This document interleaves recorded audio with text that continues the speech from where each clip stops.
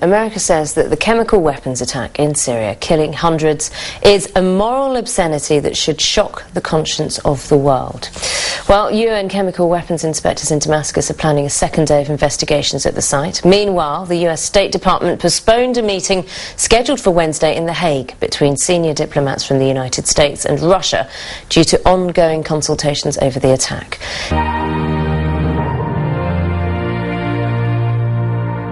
The Syrian government had been accused of stalling, but UN inspectors were finally able to begin their work, setting out for the sites where it's believed the latest chemical weapons attacks took place. But there was still someone trying to stop them. The lead vehicle in their convoy was targeted by snipers. Opposition activists were quick to blame the Shabiha pro-government militia, but the UN said it couldn't determine which side was responsible.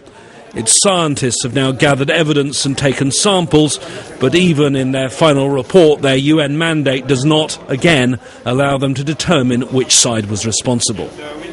What some diplomats here at the UN are now privately predicting is a short targeted operation by the US, UK and France, probably using cruise missiles. Russia and China would protest, saying it was illegal, but others say there's a moral justification. In the words of John Kerry, the use of chemical weapons is a moral obscenity, the violation of an international norm for which there should be accountability.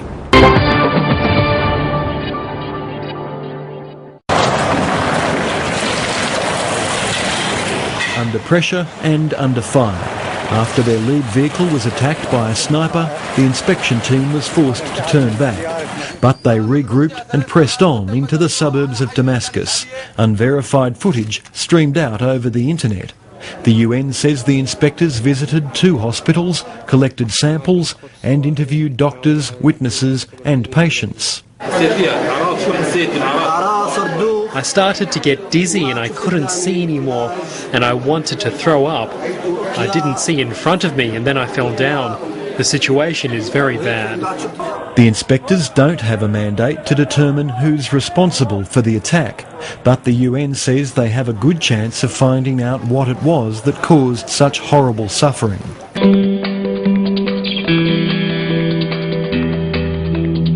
It's yet to be independently established where the gunfire originated. Reports suggest the inspectors came under fire in a western suburb of Damascus as they spoke to medical staff at a makeshift hospital. Despite being targeted, UN staff have been able to document the experiences of those injured in the alleged toxic assault.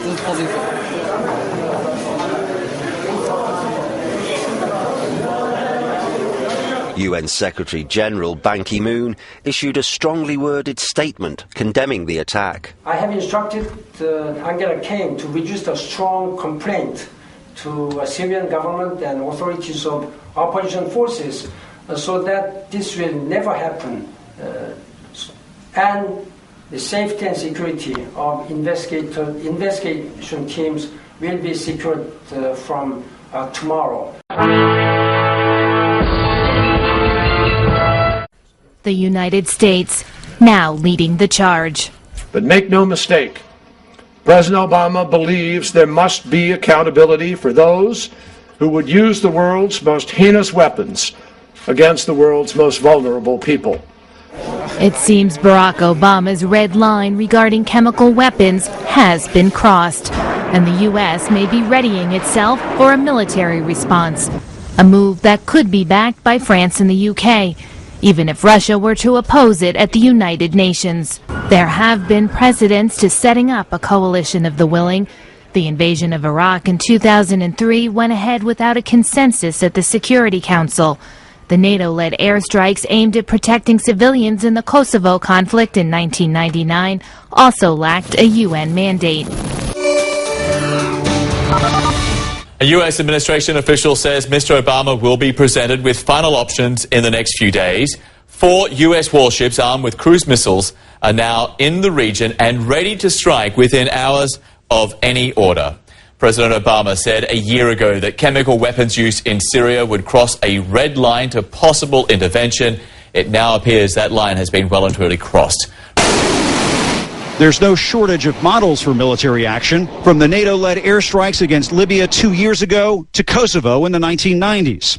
But just last month, the chairman of the Joint Chiefs, Martin Dempsey, warned a strike on Syria could get messy, saying in a letter to Congress, should the regime's institutions collapse in the absence of a viable opposition, we could inadvertently empower extremists or unleash the very chemical weapons we seek to control. Over the weekend, former Secretary of State Colin Powell urged caution. I am less sure of the resistance. What do they represent?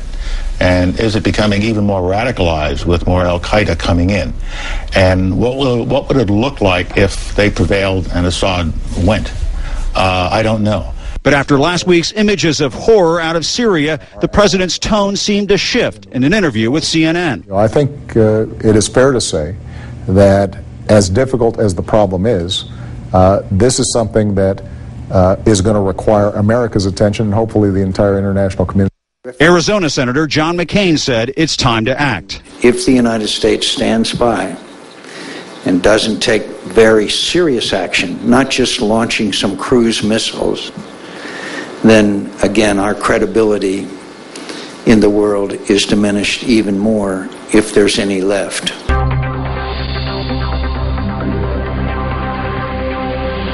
John Kerry went on to describe the footage from Wednesday's attack in Syria as gut-wrenching.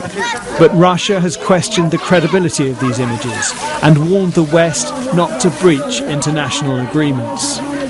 The declaration has it in black and white that any information on the use of chemical weapons in Syria should be thoroughly and professionally investigated, and the results of such investigations should be submitted to the UN Security Council. Those G8 summit participants who now shrug off this accord try to assume the role of the investigators and the Security Council. But William Hague has not ruled out acting without a Security Council mandate. He'll meet the Prime Minister today ahead of a Security Council meeting and a decision on whether to recall Parliament.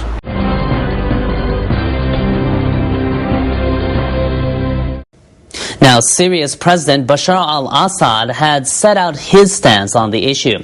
He told a Russian newspaper that accusations of chemical attacks made no sense.